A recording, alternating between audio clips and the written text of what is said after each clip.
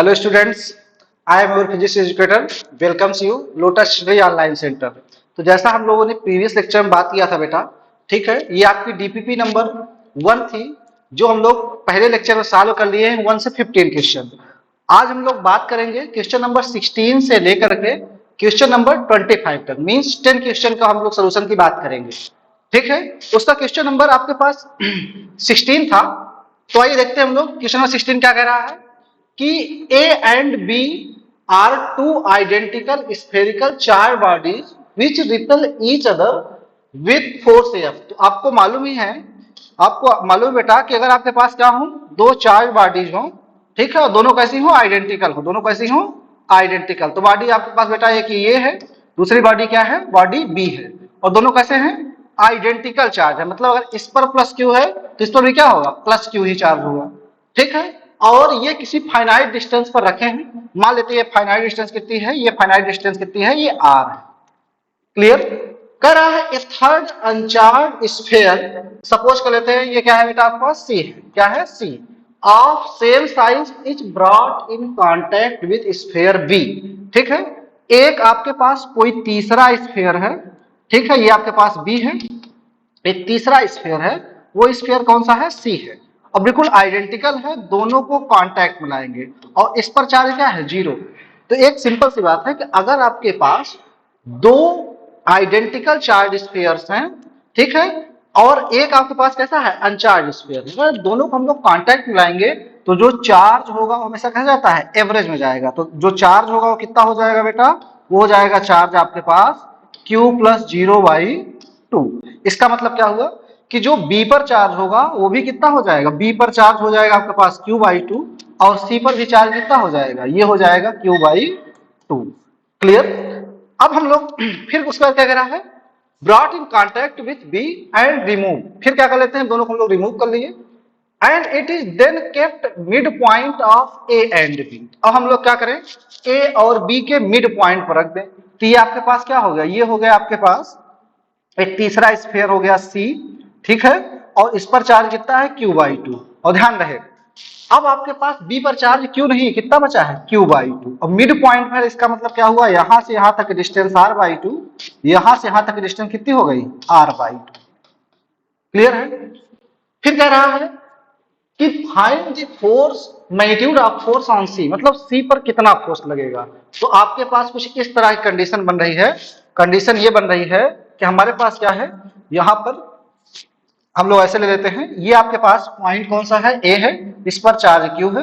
दूसरा आपके पास पॉइंट सी है, इस पर चार्ज कितना है, इस पर चार्ज है आपके पास कितना, Q/2।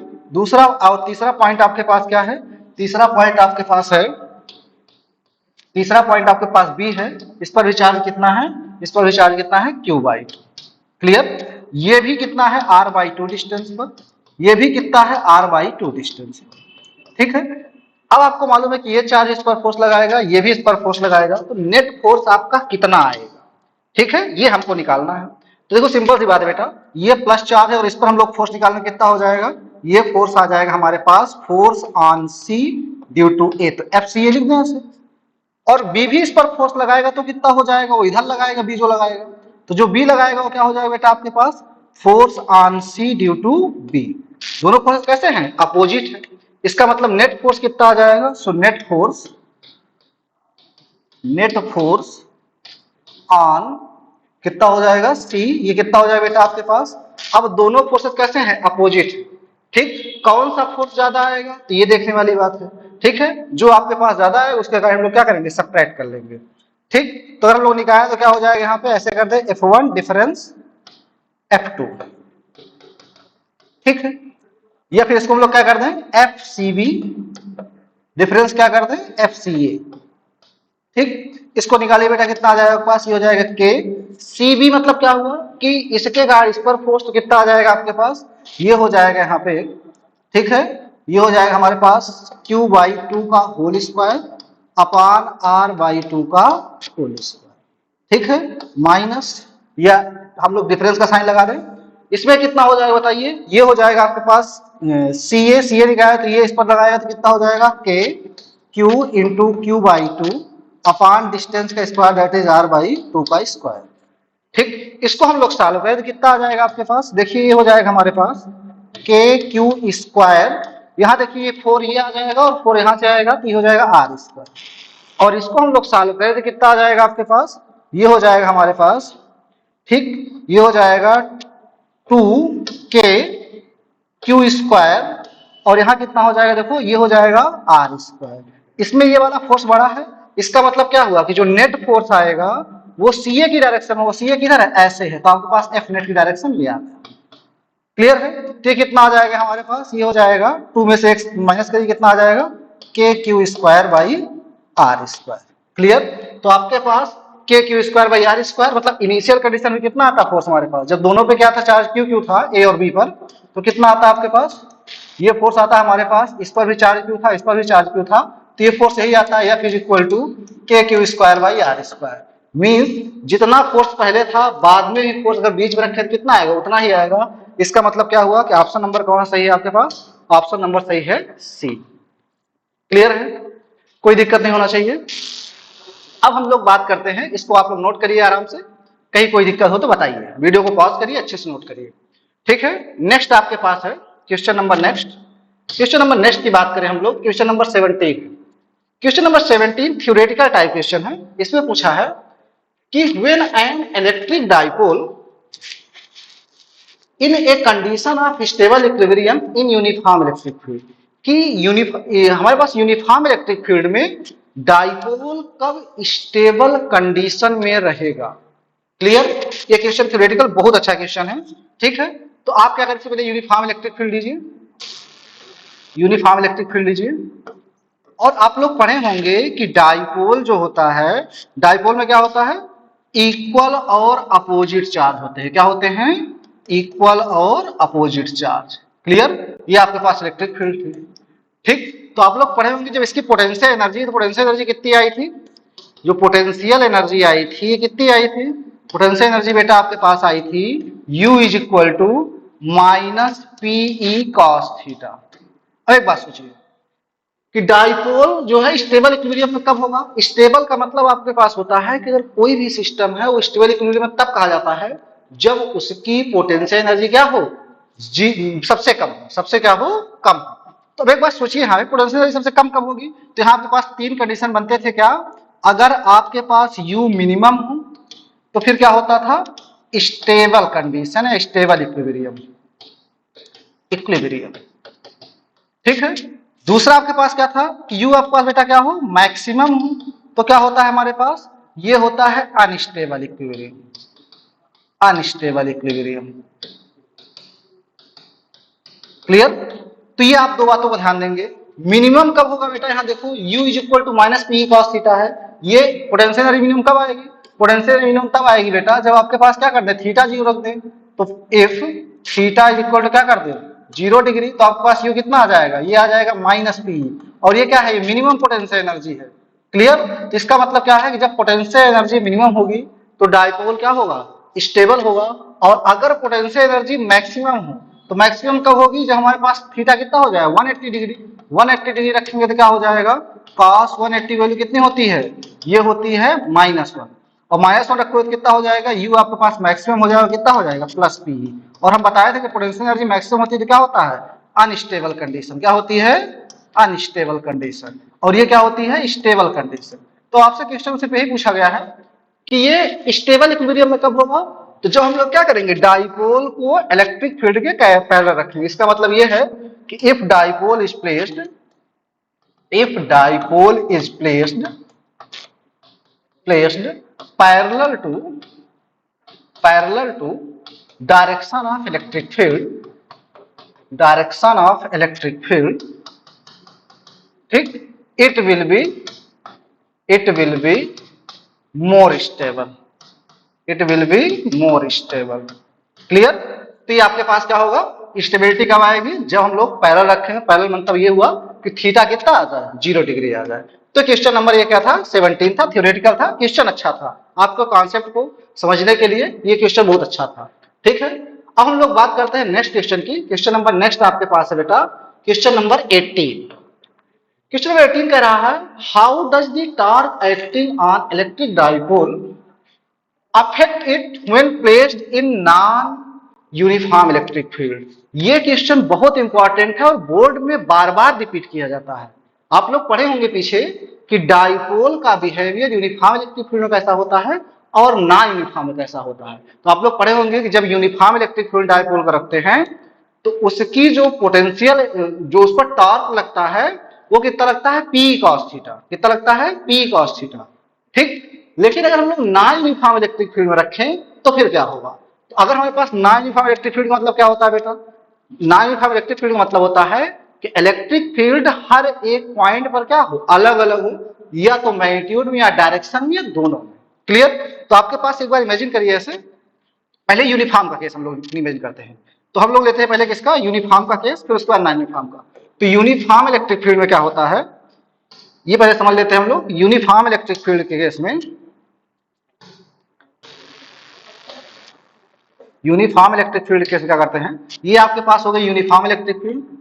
जब हम लोग इसमें किसी भी डाइपोल को रखते हैं, इस यूनिफॉर्म इलेक्ट्रिक फील्ड में किसी भी डाइपोल को रखते हैं, तो आप लोग पढ़े होंगे डाइपोल में क्या होता है, माइनस चार्ज और प्लस क्यू चार्ज। तो इस पर जो फोर्स लगता है प्लस चार्ज पर होता है इलेक्ट्रिक फील्ड की डायरेक्शन में। क्लियर। लेकिन अगर जो इस पर फोर्स लगता है वो क्या लगता है, इलेक्ट्रिक फील्ड की अपोजिट डायरेक्शन में। Clear.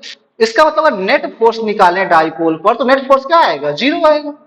Net force on dipole अगर निकाल कितना आ जाएगा बेटा, नेट फोर्स ऑन डाइपोल तो कितना आ जाएगा, ये आ जाएगा आपके पास देखो प्लस क्यूई और प्लस करके क्या लिखें, माइनस क्यूई। तो कितना आ जाएगा, नेट फोर्स जीरो आएगा।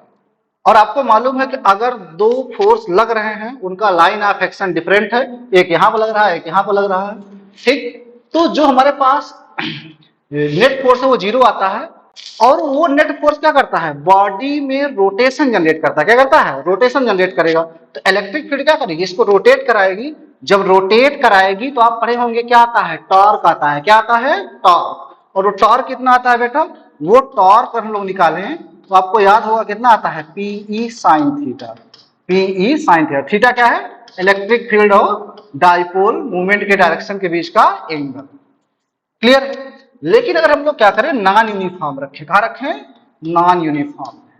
नॉन यूनिफॉर्म के केस में थोड़ा देखिए, नॉन यूनिफॉर्म इलेक्ट्रिक फील्ड। जब नॉन यूनिफॉर्म इलेक्ट्रिक फील्ड हम रखते हैं बेटा किसी डाइपोल को, तो नॉन यूनिफॉर्म का मतलब आप लोग समझते हैं कि हर एक जगह पे इलेक्ट्रिक फील्ड क्या हो, अलग अलग हो, चाहे मैग्नीट्यूड में चाहे डायरेक्शन में या फिर दोनों में। तो बेटा सिंपल सी बात है, यहाँ पे इलेक्ट्रिक फील्ड कहीं और डायरेक्टेड होगी, यहाँ पे इलेक्ट्रिक फील्ड कहीं और डायरेक्टेड होगी, उसका मैग्नीट्यूड कुछ और होगा। जब हम लोग डाइपोल को इसमें रखेंगे, जब हम लोग डाइपोल को इसमें रखेंगे तो ये माइनस क्यू चार्ज है, ये प्लस क्यू चार्ज है। सोचो अगर इसमें इलेक्ट्रिक फील्ड डायरेक्शन इधर है तो कितना हो जाएगी, हमारे पास F1 हो जाएगा क्यू ई वन, क्योंकि इलेक्ट्रिक फील्ड तो अलग है। और अगर हम लोग यहाँ पे निकालें तो माइनस क्यू चार्ज हमारे तो इस पर फोर्स आ गया आपके पास F2, और ये कितना आ गया आपके पास, ये आ गया बेटा मान लेते हैं QE2, और वही मान लेते हैं चलो माइनस का।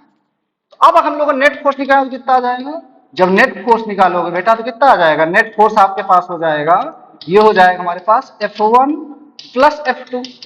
और यहाँ देखो अगर F1 प्लस F2 करते तो कितना आ जाएगा, हो जाएगा QE1, ये हो जाएगा आपके पास कितना, माइनस QE2। और साथ साथ एंगल भी ध्यान देना पड़ेगा, मान लेते कुछ समय के लिए क्या है, पैरेलल एंटी पैरेलल है। तो आप देखिए जब यहाँ इलेक्ट्रिक फील्ड निकालेंगे तो कितनी आ गई, ये आपके पास कुछ इस तरह से आ गई। मीन्स क्या कि एफ नेट क्या आ रहा है, नॉन जीरो आ रहा है। क्या आ रहा है, नॉन जीरो। अब सोचो कि एफ नेट नॉन जीरो है, टॉर्क पर क्या इफेक्ट पड़ेगा। तो नॉन यूनिफॉर्म इलेक्ट्रिक फील्ड बेटा, यार यहाँ इलेक्ट्रिक फील्ड और है, यहाँ कुछ और है, तो डाइपोल क्या होगा, ऐसे रोटेट करते हुए आगे बढ़ेगा। क्या करते हुए, रोटेट करते हुए। इसका मतलब टॉर्क भी क्या रहेगा, नॉन जीरो। टॉर्क भी क्या रहेगा, टॉर्क का निकाल क्या होता है बेटा, ये भी आपके पास क्या रहेगा, नॉन जीरो। तो ये बात आप ध्यान दीजिएगा कि अगर नॉन यूनिफॉर्म इलेक्ट्रिक फील्ड है तो ना तो फोर्स जीरो होगा ना ही टॉर्क जीरो होगा। तो ये आप ध्यान से लिख लीजिएगा, in non uniform electric field, in non uniform electric field, ठीक है, neither F zero, neither force zero, ठीक है, और नॉर इलेक्ट्रिक फील्ड जीरो, या नाइदर टॉर्क जीरो लिख लीजिए, नाइदर टॉर्क जीरो। क्लियर। ये बात आप लोग ध्यान दीजिएगा, ठीक है। मींस फोर्स भी नॉन जीरो आएगा और टॉर्क भी क्या आएगा, नॉन जीरो आएगा। क्लियर है। जबकि इस केस में क्या था, इस केस में हमारे पास यूनिफॉर्म इलेक्ट्रिक फील्ड में जो फोर्स था वो जीरो आता है और टॉर्क क्या आता है वो आपके पास डिपेंड करेगा कितने ओरिएंटेशन पे रखे हैं। क्लियर है। ये आपके पास क्या था, क्वेश्चन नंबर 80। अब हम लोग बात करते हैं नेक्स्ट क्वेश्चन की। उम्मीद करते हैं कि बात आपको समझ में आ गई होगी, कोई दिक्कत नहीं हुई होगी बेटा। ठीक है। नेक्स्ट क्वेश्चन है क्वेश्चन नंबर 90। ये भी बहुत अच्छा क्वेश्चन है। ये आपके पास एक तरह से देखा जाए तो इलेक्ट्रिक पार्ट और मैकेनिक्स दोनों पार्ट को कनेक्ट किया है। क्लियर। इसलिए बहुत कॉन्सेप्चुअल क्वेश्चन और अच्छा क्वेश्चन है। ठीक है। तो हम लोग बात करते हैं इस क्वेश्चन में बेटा। अगर इस क्वेश्चन की बात की जाए, इस क्वेश्चन को हम लोग देखा जाए तो यहां पे देखिए, determine the acceleration of proton in uniform electric field intensity. Means आपके पास एक यूनिफॉर्म इलेक्ट्रिक फील्ड है, एक यूनिफॉर्म इलेक्ट्रिक फील्ड है और इसमें क्या रखा गया है, इसमें कोई प्रोटॉन को रखा गया है। ठीक है। अब बेटा प्रोटॉन पे क्या होता है, अगर प्रोटॉन है ये तो आप लोग पढ़े होंगे प्रोटॉन पे कितना होता है, प्रोटॉन पर जो चार्ज होता है कितना, प्लस ई। कितना होता है, प्लस ई। और मास कितना होता है, एमपी। ठीक। तो आपको मालूम है अगर हम लोग कोई पॉजिटिव चार्ज इलेक्ट्रिक फील्ड के अंदर रखते हैं तो क्या करता है, इलेक्ट्रिक फील्ड उस पर क्या करती है, फोर्स लगाते हैं। किस डायरेक्शन में, इलेक्ट्रिक फील्ड की डायरेक्शन में। तो सिंपल सी बात है, इस प्रोटॉन पर फोर्स लगाएगी कौन, इलेक्ट्रिक फील्ड। और कितना लगाएगी, क्यूई के इक्वल। बोलो भैया, कोई दिक्कत नहीं होना चाहिए। इसका मतलब जो फोर्स होगा, फोर्स ऑन प्रोटॉन, वो कितना हो जाएगा, फोर्स ऑन प्रोटॉन ये हो जाएगा बेटा आपके पास F is equal to q E. और हम लोग चार्ज जो है प्रोटॉन पर जानते कितना होता है, प्रोटॉन पर चार्ज होता है ई, तो ये कितना हो गया, ई हो गया। क्लियर। और ई की वैल्यू होती है कितना, 1.6 इंटू 10 टू पावर माइनस 19। और इलेक्ट्रिक फील्ड आपके पास दिया है, कितना दिया है, 500 न्यूटन पर कूलम। ये कितना आ गया, 500 न्यूटन पर कूलम। इसको सॉल्व करिए बेटा, इसको सॉल्व करके कितना हो जाएगी, ये 8। ये हो जाएगा आपके पास बेटा कितना, ये हो जाएगा, इसका मतलब 8 हो गया। और ये कितना हो जाएगा, 10 टू पावर माइनस 17। क्लियर। इतने न्यूटन का फोर्स लगा, इतने न्यूटन क्या लगा, फोर्स लगा। ठीक है। अब देखिए आपसे पूछ रहा है by how much is acceleration greater than acceleration due to gravity. तो पहले इसका एक्सेलरेशन निकालिए। अगर एक्सेलरेशन निकालेंगे प्रोटॉन कितना हो जाएगा, acceleration of proton, acceleration of proton, acceleration of proton निकालिए बेटा, कितना हो जाएगा आपके पास, एक्सेलरेशन ऑफ प्रोटॉन कितना हो जाएगा, ये हो जाएगा बेटा आपके पास, ये हो जाएगा हमारे पास एपी। ये कितना आ जाएगा हमारे पास, ये होता है force upon mass, force upon mass. और फोर्स कितना है प्रोटॉन, देखिए हम लोग निकालेंगे कितना है, 8 into 10 to power minus 17। Clear. और मास की बात करें तो मास ऑफ प्रोटॉन कितना होता है बेटा, मास ऑफ प्रोटॉन होता है 1.67 इंटू 10 टू पावर, ठीक है, ये हो जाएगा आपके पास कितना बेटा, ये हो जाता है -27 kg। क्लियर। इसको अगर हम लोग सॉल्व करते हैं तो ये बेटा आपके पास आ जाएगा एपी इज इक्वल टू, एक काम करें 1.67 1.7 ले लें तो आपके पास कितना हो जाएगा 8 अपॉन 1.7। और ये कितना हो जाएगा बेटा आपके पास 10 टू पावर कितना, ये हो जाएगा 10। इसको थोड़ा सॉल्व करते हैं, ये अप्रॉक्सीमेट वैल्यू बेटा कितनी आ जाएगी आपके पास, ये हो जाएगा, देखो इसको लिख हम लोग 80 अपॉन 70 इंटू 10 टू पावर 10। और इसको सॉल्व करें बेटा कितना हो जाएगा ये, ठीक है, ये हो जाएगा आपके पास बेटा, ये 4 टाइम्स जाएगा, ये हो गया 2, 0 हो जाएगा, कितना हो जाएगा, ये हो जाएगा हमारे पास बेटा 1 टाइम्स, तो 4.1 इंटू 10 टू पावर 10।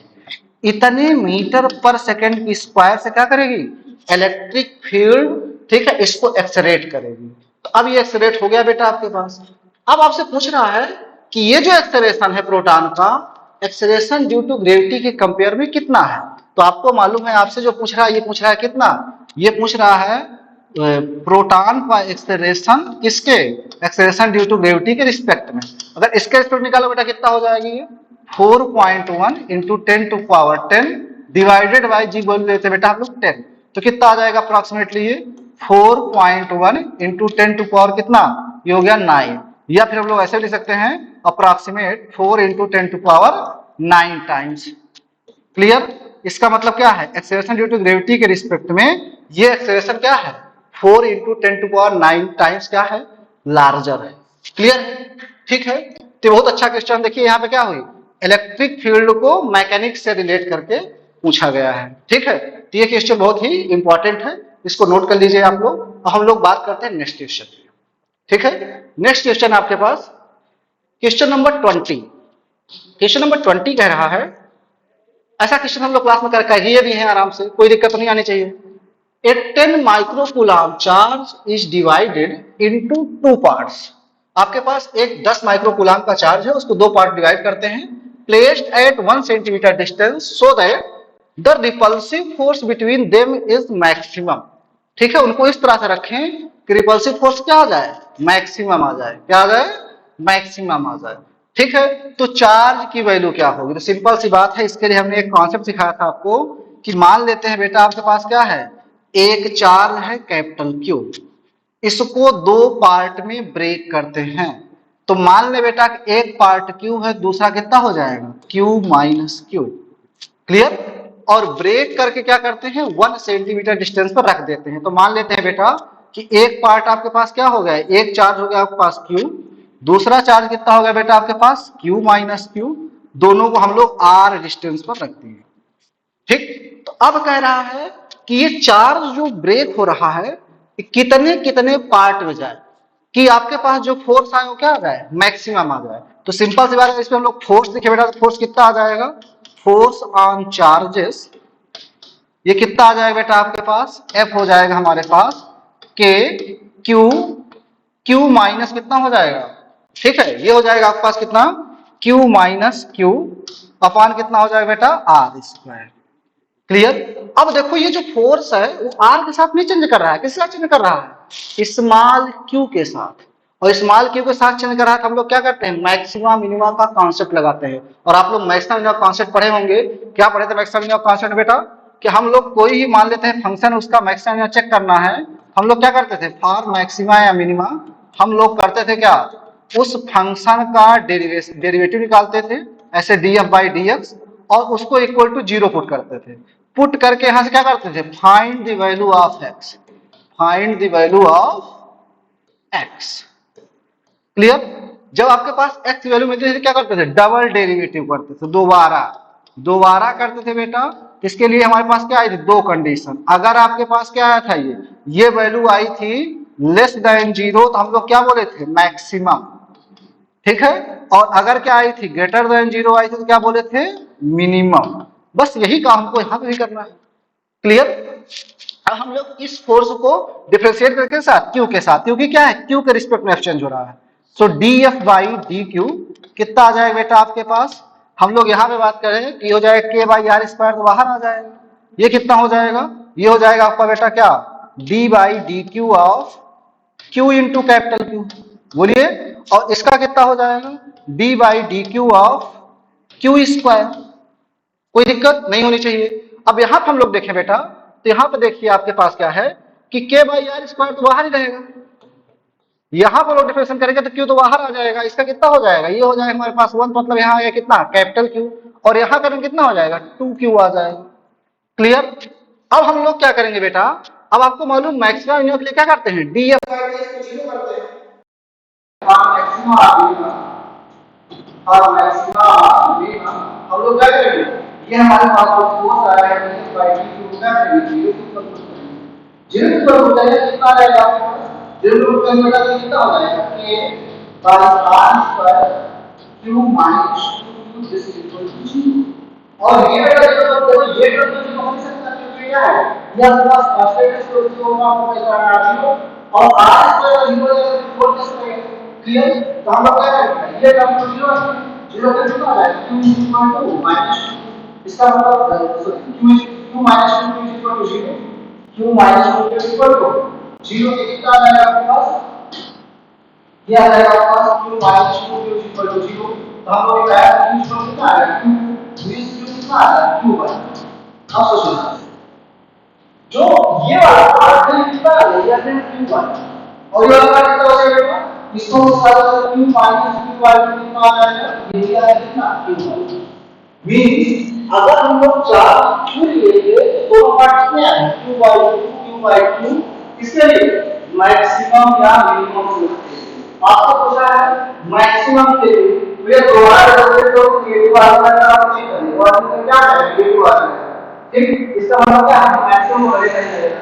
तो चार का क्या होता है, वेल हम लोग QDS की वैल्यू है फर्स्ट में कितना काम है हाई और हाई राइट मैक्सिमम कौन सा है बी क्लियर है ये बहुत अच्छा क्वेश्चन है इसको नोट करिए ठीक है ऐसे क्वेश्चन को हम लोग क्लास में ठीक है उम्मीद करते हैं आपको कोई दिक्कत नहीं होगी सारे क्वेश्चन समझ गए ठीक है अब हम लोग बात करेंगे नेक्स्ट क्वेश्चन पे नेक्स्ट क्वेश्चन हमारे पास है क्वेश्चन नंबर 20 क्वेश्चन नंबर 21 है कि आपके पास and attractive force 5 newton is acting between two charges of 2 microcoulomb and -1 placed at some distance कौन सा पड़ेगा दो चार्जेस एक चार्ज लेगा आपके पास एक चार्ज लेगा आपके पास 2 माइक्रोकूलम्ब और दूसरा चार्ज है -2 माइक्रोकूलम्ब ठीक है दोनों कुछ डिस्टेंस पर रखे गए मतलब r if the charges are mutually touched and placed again at the same distance एक बात बता रहा हूं ये जो चार्जेस थे इन दोनों को हम लोग क्या करते हैं टच करते हैं तो बेटा सिंपल सी बात है अगर हम लोग इसको ए कहते हैं इसको बी कहते हैं ए और चार्ज कितना रहेगा ये आपके पास है QA है 2 माइक्रोकूलम्ब और दूसरा क्या है QB है कितना -2 जब इनको हम लोग टच करेंगे when they are touched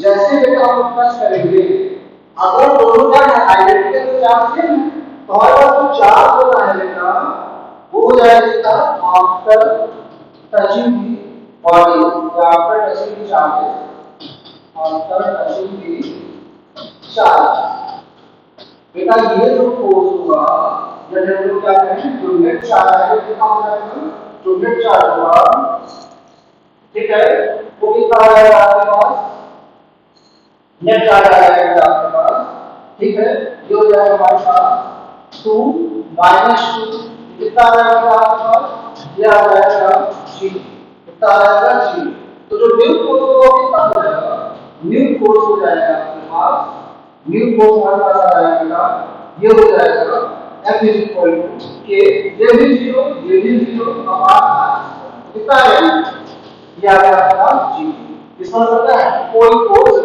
नहीं रहेगा जब हम लोग टच करेंगे ठीक है नेक्स्ट क्वेश्चन आपके पास क्वेश्चन नंबर 20 क्वेश्चन नंबर 20 कह रहा है कि charge of 3 × 10⁻⁶ coulomb is 0.25 metre away from the charge इसका मतलब दो चार्जेस हैं यहां पे दो चार्जेस हैं यहां पे एक चार्ज आपके पास ये बेटा एक चार्ज आपके पास ये इसकी वैल्यू कितनी है 3 × 10⁻⁻⁻⁶ दूसरा चार्ज होता है कितना स्क्वायर -6 × 10⁻⁻⁶ दोनों क्या है इस सिस्टम को रखे और इसमें कितनी है 0.25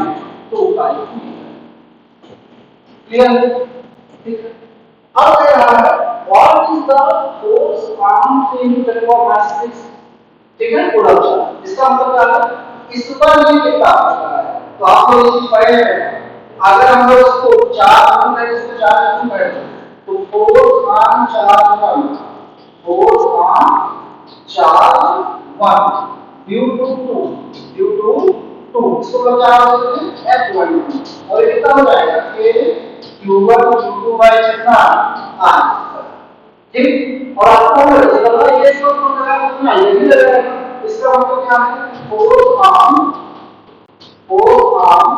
चार्ज 2 ड्यू टू 1 ये कितना हो जाएगा ये हो जाएगा हमारा कितना ये हो जाएगा हमारे पास 2 और 2 निकाल कितना आ जाएगा ये भी सेम आ रहा है k = 2r इसका मतलब क्या हुआ F12 का मैग्नीट्यूड F21 का मैग्नीट्यूड क्या है इक्वल क्लियर इसका मतलब हम क्या है मैग्नीट्यूड निकाल देंगे मैग्नीट्यूड कितना आएगा हमारे पास ये हो जाएगा 0.3 है लाइक 4 होगा तो शॉर्ट का q1 वैल्यू कितना q1 मतलब हो सकता है 3 × 10⁻⁻⁶ और q2 वैल्यू कितना है ये आपका 6 × 10⁻⁻⁶ आपको मालूम है कि फोर्स निकालते हो मतलब चार्ज की नेगेटिव वैल्यू नेगेटिव वैल्यू से आप पार्शियल करेंगे फोर्स में ऐसा निकालेंगे और r स्क्वायर करके पॉइंट निकालना क्या हो जाएगा क्लियर इसको आपको सॉल्व करके भाई कितना आ जाएगा आपके पास ये हो जाएगा आपका इसको भी 9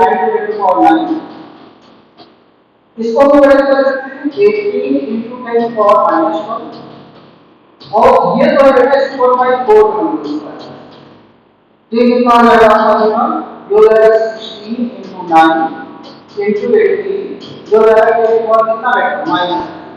इसको हम लोग सॉल्व करेंगे, मल्टीप्लाई करेंगे, मल्टीप्लाई करने के बाद जो वैल्यू आएगी वो वैल्यू आती है 0.2592 न्यूटन। क्लियर? तो जितना भी आपके पास दिया होगा तो वो नहीं होगा, है दोनों को सेम है। बस ये आपको फाइंड करेगा डायरेक्शन इकट्ठा करेगा। क्लियर? क्वेश्चन नंबर नेक्स्ट है आपके पास, क्वेश्चन नंबर नेक्स्ट है, नेक्स्ट क्वेश्चन है आपके पास 20। ठीक है, 20 क्वेश्चन बहुत ही आसान क्वेश्चन है। ये कह रहा है an electric diode consist of A positive and negative charge colon. ये आपके पास इलेक्ट्रिक डायोड है, एक पर चार्ज कितना रहेगा प्लस के मान माइनस 4 माइक्रोकूलम, दूसरे में कितना है प्लस 4 माइक्रोकूलम। आपको पढ़ा डायोड क्या होता है, डायोड के मान होता है तो इक्वल और पोटेंशियल। और ये जो है हाई एनर्जी डिस्टेंस पर रखे गए हैं, हाई एनर्जी क्या नहीं है रखे गए हैं। कैलकुलेट डायोड, आपको पढ़ा डायोड मूवमेंट क्या होता है, डायोड मूवमेंट पहले क्या करना, ये होता है कि स्ट्रेंथ ऑफ इलेक्ट्रिक डायोड को मेजर करता है। इसी डायोड की स्ट्रेंथ कितनी है इस बात को मेजर करता है। ठीक, ये क्या करता है, measure the strength of diode. Clear? और इसको हम निकाल करके निकालना है मैथमेटिकली कि हम पूरा पास है Q into 2। क्लियर? Q बड़ा कितना है हमारे पास 4 माइक्रोकूलम, 4 into 10 कितना हो जाएगा माइनस, और 2 ये कितना है 5 करंट मीटर बड़ा कितना आ जाएगा आपका 5 into 10 to power माइनस। इसको साथ में लेकर कितना आ जाएगा आपके पास में, जो है 20 into 10 to power कितना माइनस 9 या 2 into 10 to power minus coulomb. Clear? अब ये वेक्टर पार्टिकल होती है और p की डायरेक्शन में क्या होती है माइनस q चार्ज से प्लस q चार्ज, ये ध्यान देना। क्लियर? तो डायपोल में कितना आ गया आपके पास, डायपोल में आ गया 2 into 10 to power कितना माइनस। ठीक है, अब हम लोग बात करते हैं नेक्स्ट क्वेश्चन की। नेक्स्ट क्वेश्चन बेटा आपके पास है क्वेश्चन नंबर 20। क्वेश्चन नंबर 20 को क्या कहना है, ये कह रहा है an electric diode with dipole moment 4 into 10 power minus 9 Nm is aligned at 30 degree, मतलब कितना लिखा है 30 degree with direction of electric field of magnitude 5 into 10 to power 4 Nm. Calculate the magnitude of the acting moment. तो आपसे बात कर रहा है एक यूनिफॉर्म इलेक्ट्रिक फील्ड है, एक यूनिफॉर्म इलेक्ट्रिक फील्ड है और इसमें किसी डायोड को रखा है और वो कितना जो बना रहा है, वो इंडो बना रहा है कितना, वो माइनस कुछ आ रहा है प्लस कुछ आ रहा है, वो जो इंडो बना रहा है कितना बना रहा है, ये जो बना रहा है 30। क्लियर? ये 30 डिग्री का बना रहा है with direction of electric field, और इलेक्ट्रिक फील्ड का मैग्नीट्यूड दिया है कितना जाएगा आपका 5 into 10 to power 4 न्यूटन पर। Calculate magnitude of electric moment. ठीक है, और बेटा ये हमारे पास डायोड है, डायोड का डायोड में दिया गया है, डायोड मोमेंट दिया गया है, कितना दिया गया है, वो दिया गया है P equal to 4 into 10 to power minus 9 मतलब। क्लियर? अब आपको क्या जानना है, तो आपको मान लीजिए किसी डायोड की रिक्वायरमेंट करते हैं तो इलेक्ट्रिक क्या करती है, डायोड पर हमारे पास अगर एक आर डायोड काम कर रहा है, डायोड रोटेट होता है, तब तक रोटेट करते हैं तो डायोड क्या होगा इलेक्ट्रिक फील्ड के पैरेलल में। क्लियर? तो वो जो हमारे पास टॉर्क आता है कितना आता है, टॉर्क इलेक्ट्रिक डायोड ये कितना आ जाएगा, ये टॉर्क आता है T E sin थीटा। आपको P भी मालूम है कितना आएगा आपके पास, P है 4 into 10 to power minus 9। ठीक है, और E कितना है, ये 5 into 10 to power 4 और sin 30, तो कितना दिया है 30। इसको अगर साल में कितना आ जाएगा आपके पास, ये टाउ आ जाएगा हमारे पास।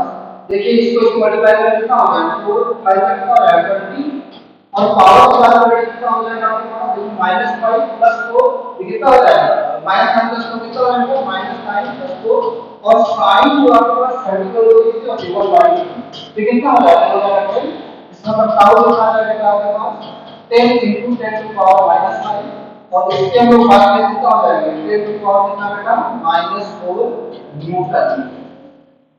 क्लियर है? ये आपके पास क्या आ गया? क्लियर है?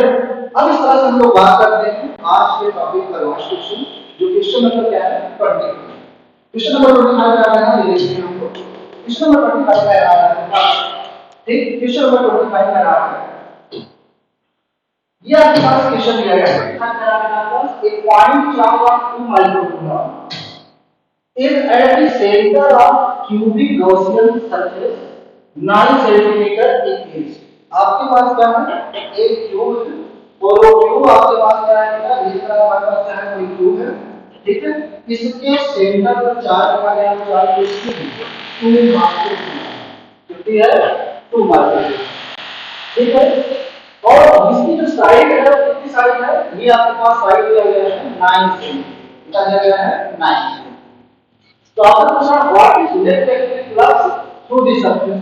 हम लोग गॉस लेवल में पढ़े थे, गॉस से हम कहते हैं कि जो इलेक्ट्रिक फ्लक्स होगा किसी भी गॉसियन सरफेस को कितना होता है? इलेक्ट्रिक फ्लक्स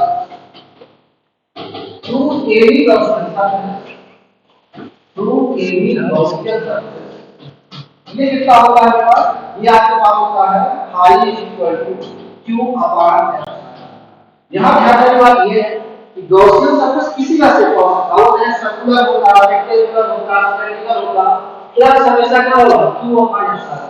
और ध्यान रहे जो Q होता है, Q इनक्लोज होता है। ये क्या होता है? इनक्लोज मींस अगर चार्ज इस सरफेस के अंदर नहीं रहेगा, अगर बाहर रहेगा, तो फ्लक्स में कंट्रीब्यूट नहीं करता। क्लियर?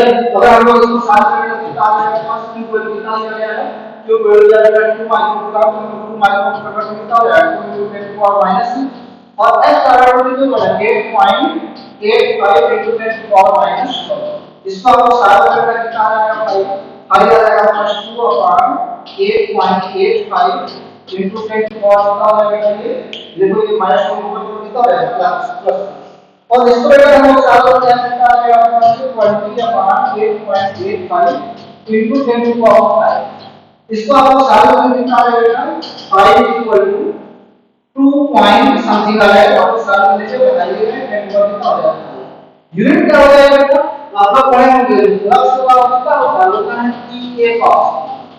तो सिंपल सी बात है, यूनिट E कितनी होती है? कि न्यूटन पर फ्लावर और इसका एरिया कितना होता है? Metre square. sin का cos थीटा ये क्या होता है? थीटा में रेशियो होती है, कोई यूनिट नहीं होती। इसका यूनिट कितनी हो जाएगी आपके पास? Newton metre square something. Clear है?